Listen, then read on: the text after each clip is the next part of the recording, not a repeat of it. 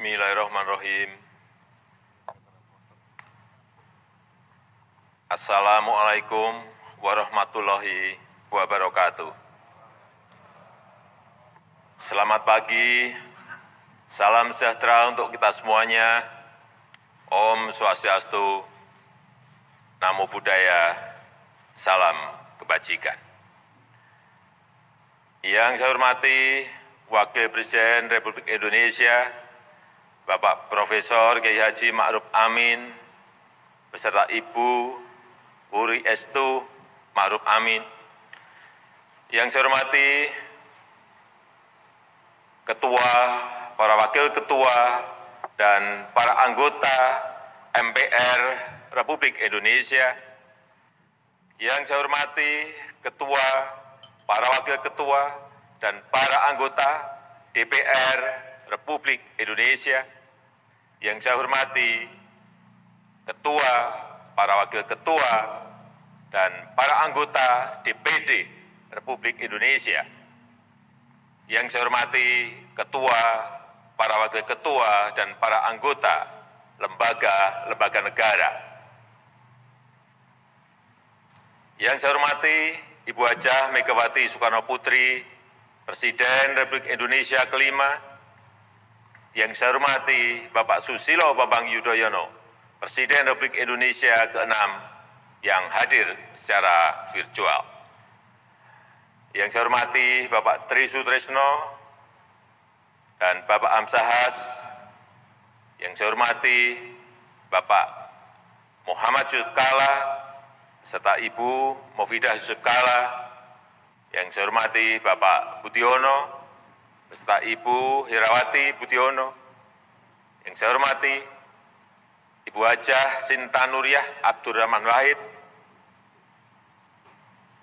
Yang saya hormati Yang Mulia para duta besar negara-negara sahabat dan para pimpinan perwakilan badan dan organisasi internasional. Yang saya hormati para Menteri Kabinet Kerja, serta Panglima TNI dan Kapolri. Yang saya hormati para Ketua Umum Partai Politik. Yang saya hormati hadirin, saudara-saudara sebangsa dan setanah air. Semestinya seluruh kursi di ruangan sidang ini terisi penuh, tanpa ada satu kursi pun yang kosong. Semestinya sejak 2 minggu yang lalu, berbagai lomba dan kerumunan penuh kegembiraan, karnaval-karnaval, perayaan peringatan Hari Kemerdekaan diadakan, menyelimuti suasana bulan kemerdekaan ke-75 tahun Indonesia merdeka. Namun, semua yang sudah kita rencanakan tersebut harus berubah total. Semua ini tidak boleh mengurangi rasa syukur kita dalam memperingati 75 tahun Indonesia merdeka. Saudara-saudara sebangsa dan setanah air, sebanyak 215 negara tanpa terkecuali sedang menghadapi masa sulit di tengah pandemi COVID-19. Dalam catatan WHO, sampai dengan tanggal 13 Agustus kemarin, terdapat lebih dari 20,4 juta kasus di seluruh dunia, dengan jumlah kematian di dunia sebanyak 744.000 jiwa. Semua negara, negara miskin, negara berkembang, termasuk negara maju, semuanya sedang mengalami kemunduran karena terpapar COVID. Krisis perekonomian dunia juga terparah dalam sejarah. Di kuartal pertama 2020, pertumbuhan ekonomi negara kita masih plus 2,97%. Tapi di kuartal kedua kita telah berada di minus 5,32%. Ekonomi negara-negara maju bahkan minus belasan persen sampai minus 17 sampai 20%. Kemunduran banyak negara-negara besar ini bisa menjadi peluang dan momentum bagi kita untuk mengejar ketertinggalan. Ibarat komputer, perekonomian semua negara saat ini sedang macet, sedang hang. Semua negara harus menjalani proses mati komputer sesaat. Harus melakukan restart, harus melakukan rebooting. Dan semua negara mempunyai kesempatan men-setting ulang semua sistemnya. Saya menyambut hangat seruan moral penuh kearifan dari para ulama, para pemuka agama, dan tokoh-tokoh budaya agar menjadikan momentum musibah pandemi ini sebagai sebuah kebangkitan baru. Sekali lagi, kebangkitan baru untuk melakukan sebuah lompatan besar. Inilah saatnya kita membenahi diri secara fundamental, melakukan transformasi besar, menjalankan strategi besar di bidang ekonomi, hukum, pemerintahan, sosial, kebudayaan, termasuk kesehatan dan pendidikan. Saatnya kita bajak momentum krisis ini untuk melakukan lompatan-lompatan besar. Pada usia ke-75 tahun ini, kita telah menjadi negara upper middle income country. Dan 25 tahun lagi, pada usia seabad Republik Indonesia, kita harus mencapai kemajuan yang besar. Menjadikan Indonesia negara maju. Saudara-saudara sebangsa dan setanah air, kita harus melakukan reformasi fundamental dalam cara bekerja. Kesiapsiagaan dan kecepatan kita diuji. Kita harus mengevakuasi warga negara Indonesia dari wilayah pandemi COVID di Tiongkok. Kita harus menyiapkan rumah sakit, rumah isolasi, obat-obatan, alat kesehatan, dan mendisiplinkan protokol kesehatan. Semuanya harus dilakukan secara cepat, dalam waktu yang sangat singkat. Ketika krisis kesehatan tersebut berdampak pada perekonomian nasional, kita juga harus cepat bergerak, memberikan bantuan sosial bagi masyarakat, melalui bantuan sembako, bansos tunai, subsidi dan diskon tarif listrik, BLT desa, dan subsidi gaji, membantu UMKM untuk memperoleh restrukturisasi kredit, memperoleh banpres produktif berupa bantuan modal darurat, dan membantu pembelian produk-produk mereka. Membantu tenaga kerja yang menjadi korban PHK, antara lain melalui bantuan sosial dan program Kartu Prakerja. Sesuatu yang tidak mudah.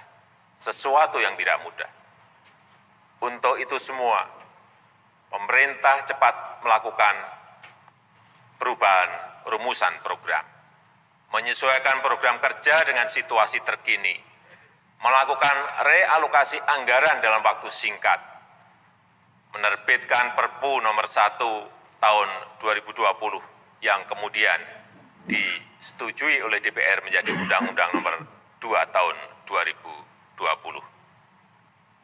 Terima kasih para anggota DPR atas kerja cepatnya. Mensinergikan BI, OJK, dan LPS dalam rangka juga untuk memulihkan perekonomian nasional. Krisis ini telah memaksa kita untuk menggeser channel cara kerja kita dari cara-cara normal menjadi cara-cara ekstra normal, dari cara-cara kerja biasa menjadi cara-cara kerja luar biasa.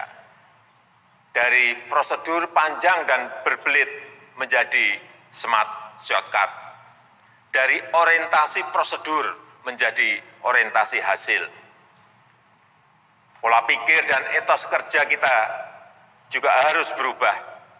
Fleksibilitas, kecepatan, ketepatan sangat dibutuhkan. Efisiensi, kolaborasi, dan penggunaan teknologi harus diprioritaskan. Kedisiplinan nasional dan produktivitas nasional juga harus ditingkatkan. Jangan sia-siakan pelajaran yang diberikan oleh krisis. Jangan biarkan krisis membuahkan kemunduran. Justru momentum krisis ini harus kita bajak untuk melakukan lompatan kemajuan. Saudara-saudara sebangsa dan setanah air, perjuangan untuk menghambat penyebaran COVID-19, mengobati yang sakit, dan mencegah kematian sudah luar biasa kita lakukan.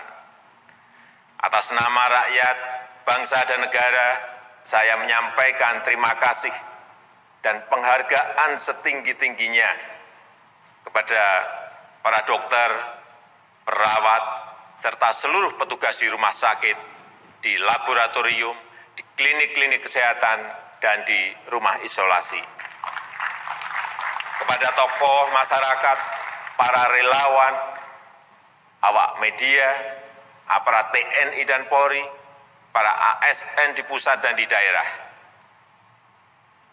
Dengan peristiwa pandemi ini, maka reformasi fundamental di sektor kesehatan juga harus kita percepat. Orientasi pada pencegahan penyakit dan pola hidup sehat harus diutamakan. Penguatan kapasitas SDM, pengembangan rumah sakit dan balai kesehatan, serta industri obat dan alat kesehatan harus diprioritaskan. Ketahanan dan kapasitas pelayanan kesehatan harus kita tingkatkan secara besar-besaran. Demikian pula halnya dengan ketahanan pangan, dengan menjamin kelancaran rantai pasokan makanan dari hulu produksi sampai hilir distribusi ke seluruh wilayah negeri. Efisiensi produksi pangan, peningkatan nilai tambah bagi petani, penguatan koperasi, dan metode korporasi petani akan terus ditingkatkan. Food estate, lumbung pangan sedang dibangun untuk memperkuat cadangan pangan nasional. Bukan hanya di hulu, tetapi juga bergerak di hilir produk pangan industri. Bukan lagi menggunakan cara-cara manual, tetapi teknologi modern dan pemanfaatan kecanggihan digital. Bukan hanya untuk pasar domestik, tetapi juga untuk pasar internasional. Saat ini sedang dikembangkan food estate di Provinsi Kalimantan Tengah dan Provinsi Sumatera Utara. Dan akan dilakukan kemudian di beberapa daerah yang lain, yang merupakan sinergi antara pemerintah, pelaku swasta, dan masyarakat sebagai pemilik lahan maupun sebagai tenaga kerja. Saudara-saudara sebangsa dan setanah air, upaya besar juga telah dan sedang dilakukan dalam membangun kemandirian energi. Tahun 2019 kita sudah berhasil memproduksi dan menggunakan B20, dan tahun ini kita mulai dengan B30, sehingga kita mampu menekan nilai impor minyak kita di tahun 2019. Pertamina bekerjasama dengan para peneliti telah berhasil menciptakan katalis untuk pembuatan D100, yaitu bahan bakar diesel yang 100% dibuat dari minyak kelapa sawit yang sedang uji produksi di 2 kilang minyak kita. Ini akan menyerap minimal 1 juta ton sawit produksi petani untuk kapasitas produksi 20.000 barel per hari. Hilirisasi bahan mentah yang lain juga terus dilakukan secara besar-besaran. Batu bara diolah untuk menjadi metanol dan gas. Beberapa kilang dibangun untuk mengolah minyak mentah menjadi minyak jadi dan sekaligus menjadi penggerak industri petrokimia yang memasok produk industri hilir bernilai tambah tinggi. Biji nikel telah bisa diolah menjadi ferronikel, stainless steel, slab, lembaran baja, dan dikembangkan menjadi bahan utama untuk baterai lithium. Hal ini akan memperbaiki defisit transaksi berjalan kita, meningkatkan peluang kerja, dan mulai mengurangi dominasi energi fosil. Hal ini akan membuat posisi Indonesia menjadi sangat strategis dalam pengembangan baterai lithium, mobil listrik dunia, dan produsen teknologi di masa depan. Prinsip yang sama juga kita gunakan dalam membangun kawasan industri lainnya, termasuk pembangunan super koridor ekonomi pantai utara Jawa, kawasan industri Batang, serta Subang Majalengka sedang dikembangkan dalam waktu singkat, dirancang untuk mampu mengundang investasi berkualitas yang bersinergi dengan UMKM kita, yang memberikan nilai tambah signifikan untuk perekonomian nasional, serta menyerap tenaga kerja dalam jumlah besar. Kawasan industri serupa juga akan dibangun di berbagai daerah di seluruh Indonesia, yang selalu bersinergi dengan kewirausahaan masyarakat dan UMKM, untuk menyediakan kesempatan kerja bagi generasi muda yang belum bekerja, dan meningkatkan pemerataan pembangunan di seluruh pelosok negeri. Oleh karena itu, ekosistem nasional yang kondusif bagi perluasan kesempatan kerja yang berkualitas harus kita bangun. Penataan regulasi harus kita lakukan.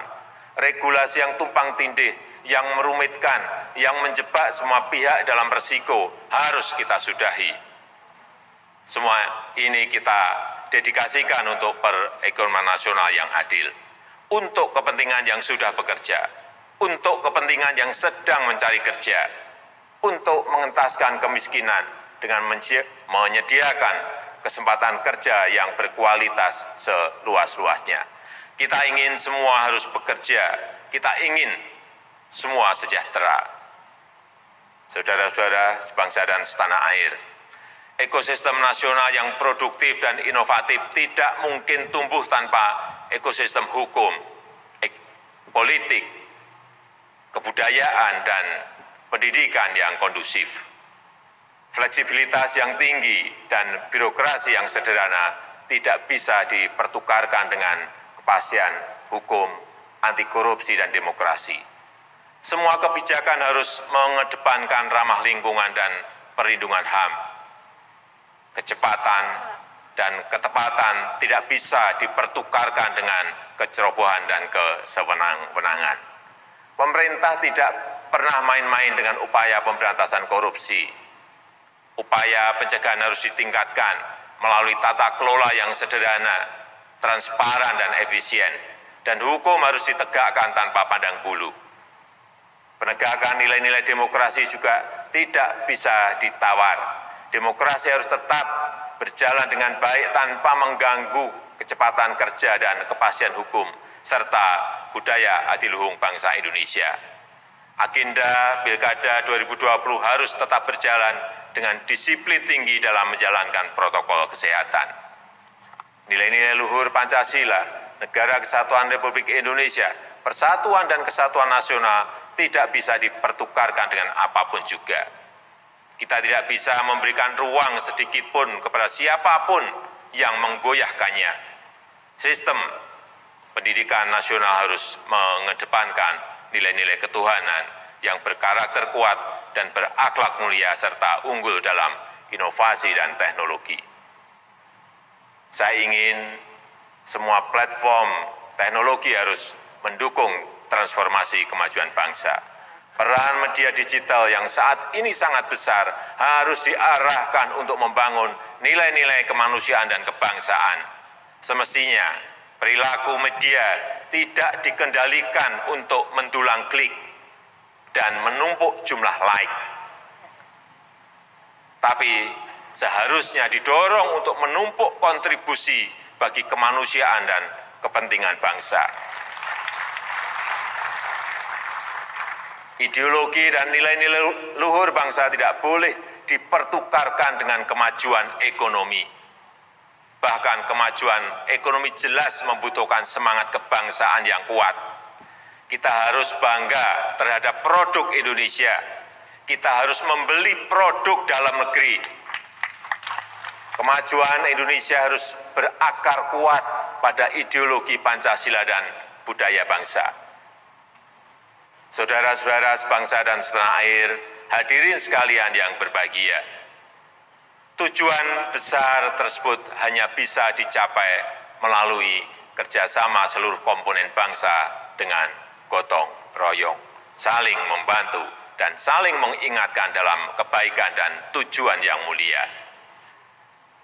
Demokrasi memang menjamin kebebasan, namun kebebasan yang menghargai hak orang lain. Jangan ada yang merasa paling benar sendiri dan yang lain dipersalahkan.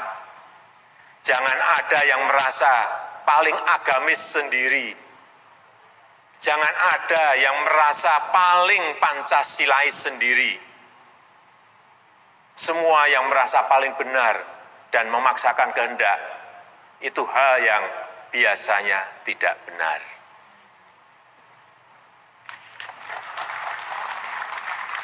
Kita beruntung bahwa mayoritas rakyat Indonesia dari Sabang sampai Merauke, dari Miangas sampai Pulau Rote, menjunjung tinggi kebersamaan dan persatuan, penuh toleransi dan saling peduli, sehingga masa-masa sulit sekarang ini bisa kita lalui dan kita tangani secara baik. Kita beruntung dan berterima kasih atas dukungan dan kerja cepat dari pimpinan dan anggota lembaga-lembaga negara yang melakukan langkah-langkah extraordinary dalam mendukung penanganan krisis dan membajak momentum krisis untuk menjalankan strategi-strategi besar bangsa.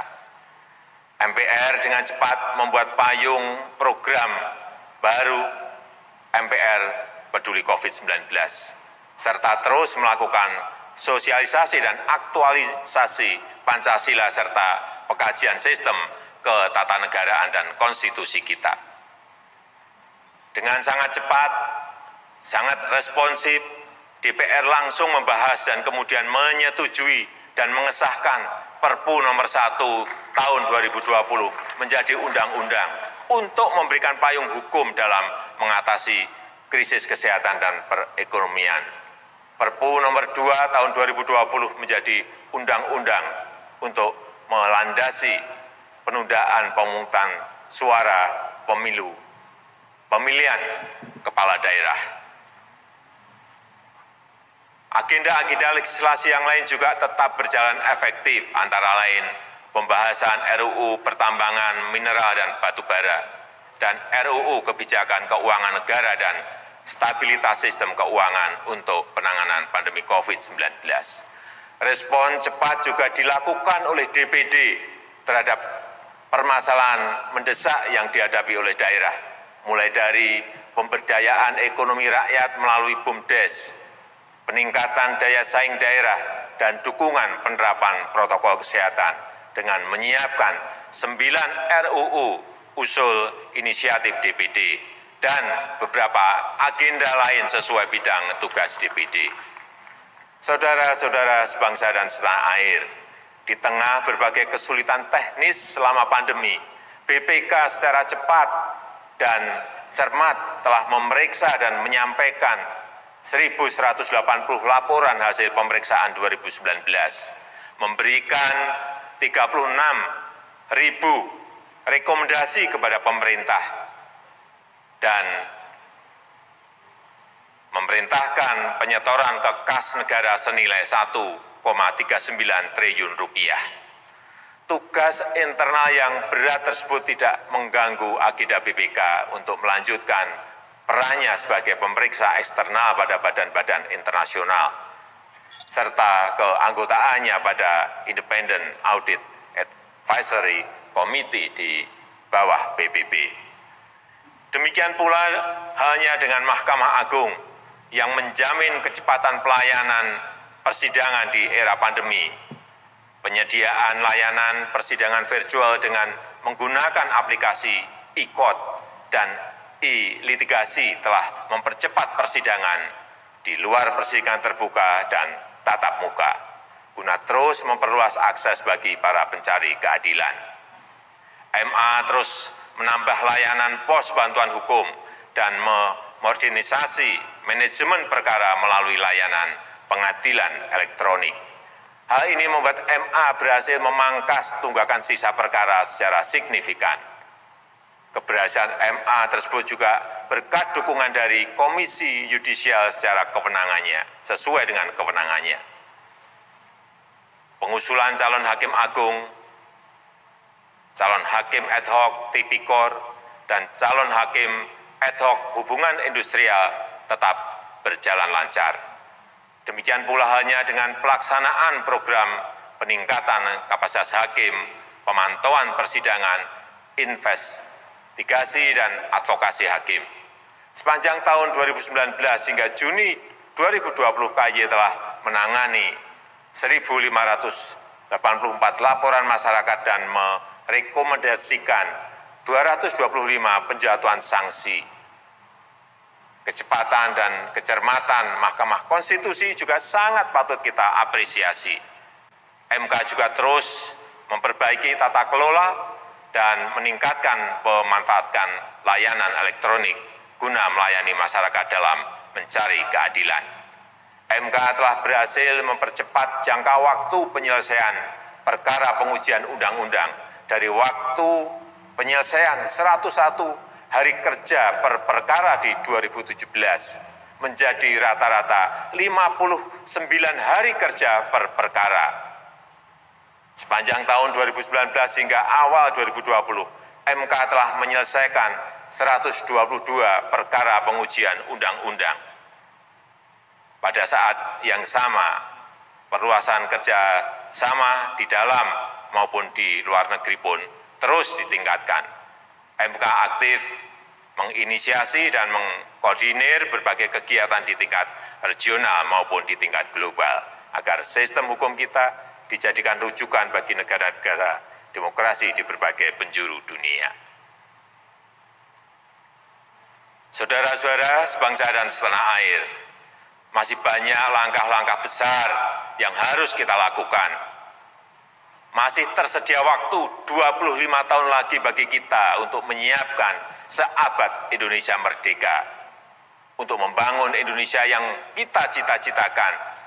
Target kita saat ini bukan hanya lepas dari pandemi, bukan hanya keluar dari krisis. Langkah kita adalah melakukan lompatan besar, memanfaatkan momentum krisis yang saat ini sedang terjadi. Krisis memberikan momentum bagi kita untuk mengejar ketertinggalan, untuk melakukan lompatan transformasi besar dengan melaksanakan strategi besar. Mari kita pecahkan masalah fundamental yang kita hadapi. Kita lakukan lompatan besar untuk kemajuan yang signifikan. Kita harus bajak momentum krisis ini. Kita harus serentak dan serempak memanfaatkan momentum ini, menjadikan Indonesia setara dengan negara-negara maju, menjadikan Indonesia maju yang kita cita-citakan. Dirgahayu Republik Indonesia, Dirgahayu Negeri Pancasila, Merdeka! Terima kasih. Wassalamualaikum warahmatullahi wabarakatuh. Om Santi Santi Santi Om. Namo Buddhaya. Salam kebajikan.